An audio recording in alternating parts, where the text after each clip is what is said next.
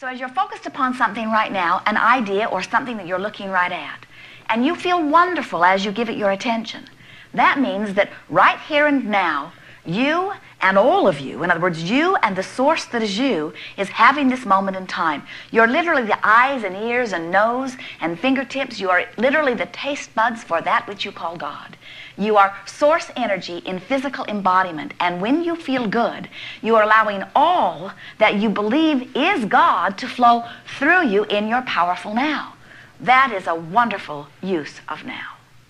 And so we would like to say to you, let following your bliss be your dominant objective. But for right now, just reach for the best feeling thought that you can find.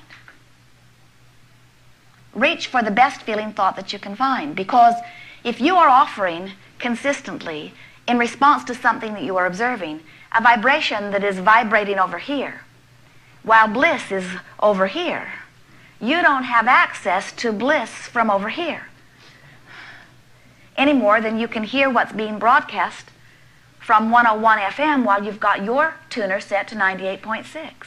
You got to get somewhere in the vibrational proximity in order to begin to lock in. So when we talk about the art of allowing, what we're talking about is wanting so much to feel good that even though you don't, maybe in this moment, that you're willing to try to find something that feels a little better. And as you deliberately try to find something that feels a little better, and you find something that feels a little better, and you consciously acknowledge, yes, indeed, this does feel a little better, and then you fixate there for a little while until you regain your footing, and then again you say, now I will try to find something that feels a little better. As you keep reaching for something that feels a little better, you will lead yourself right back out into the light. Now, listen carefully here for a little bit, because we're going to say some things that may sound surprising to you. Because you're accustomed to positive speakers, and Abraham would certainly like to be put into that category, of saying to you, don't be angry, be joyful. Don't be critical, be appreciative. Don't be sad, be glad. But today we're going to say to you, don't be sad, be less sad. Don't be less sad, be hardly sad. Don't be hardly sad, be seldom sad. Don't be seldom sad, be sometimes glad. Don't be sometimes glad, be often glad. Don't be often glad, be more often glad. Don't be more often glad, be mostly glad. Don't be mostly glad, be glad. Can you feel the difference? So, when you are in despair or grief, and someone says, keep a stiff upper lip, just punch them.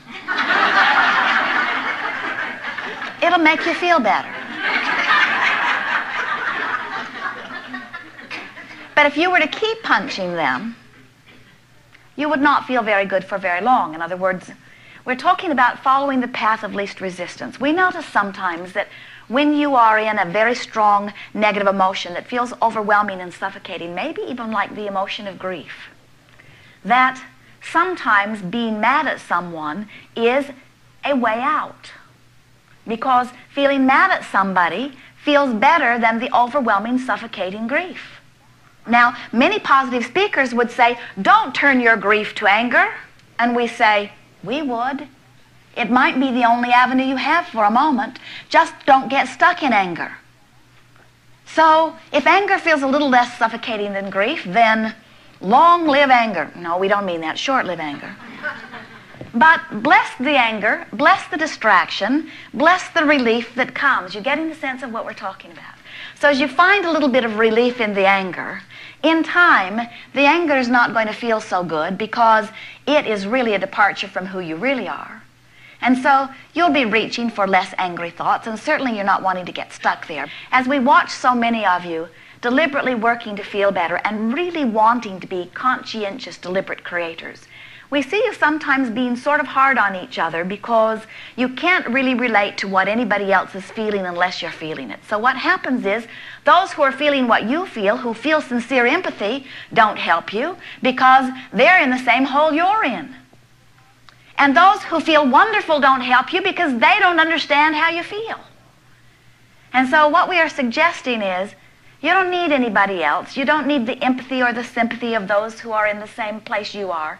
And you don't need the bright-eyed, bushy-tailed ones that are vibrating in a whole other place. What you do need is the knowledge that you can move yourself to a better feeling place, and that in fact it is natural that you feel good, and that in fact if your determination is to eventually get there, but not right now, now that's helpful.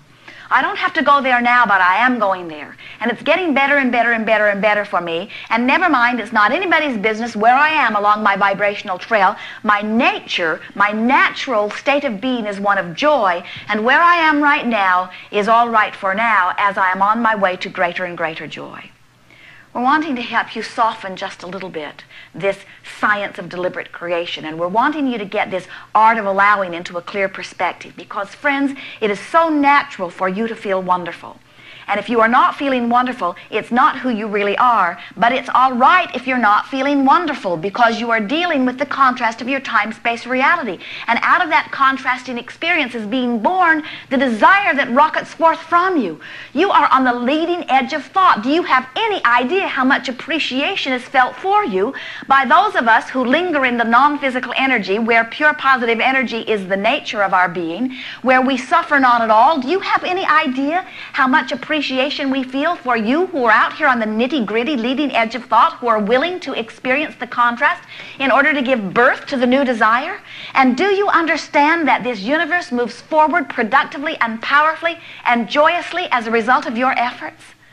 When we speak about the law of allowing, when we speak about the art of allowing, we're talking about you assisting you, us assisting you, and you assisting you in tapping into the resources that are natural to you.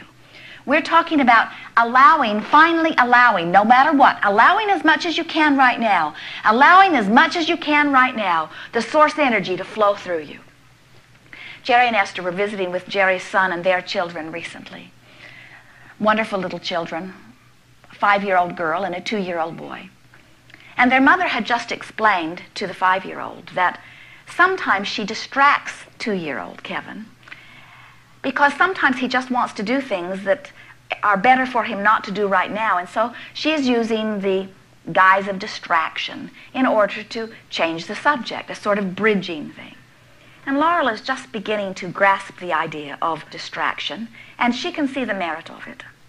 And so Kevin is out in the front yard, and he has his clothes on. They're getting ready to go somewhere, and Kevin likes to play in the hose. And very often, after he is fully dressed again, and then again, and then again.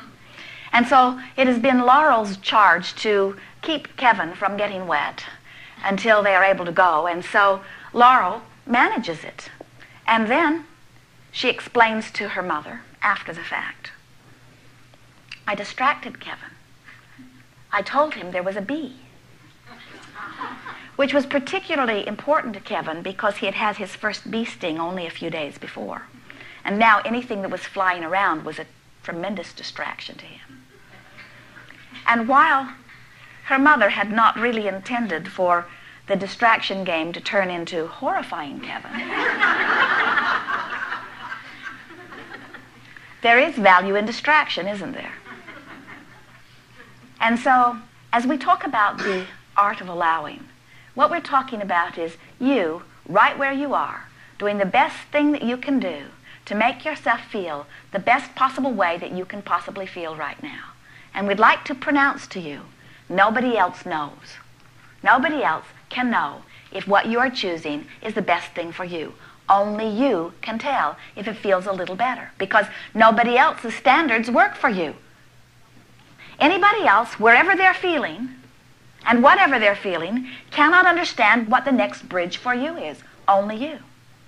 So we give this to you by way of saying to you, it's time for you to let yourself off the hook.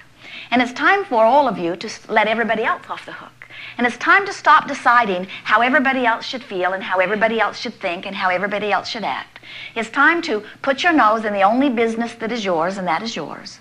And decide that nothing is more important than that you feel good and that you're going to do your best to feel as good as you can feel. And it is our promise to you that if you keep reaching for the best feeling thought, that within a few days, sometimes even a few hours, sometimes even a few minutes, sometimes even a few seconds, you can go from not feeling very good to feeling very, very, very, very good. We're not wanting to let you off the hook in the sense to say it's all right for you to linger in despair for the rest of your life.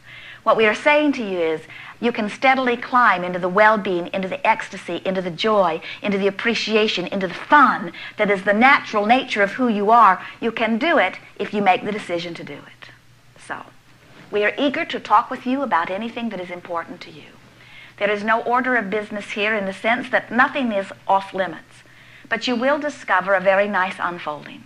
Sometimes somebody else will ask your question.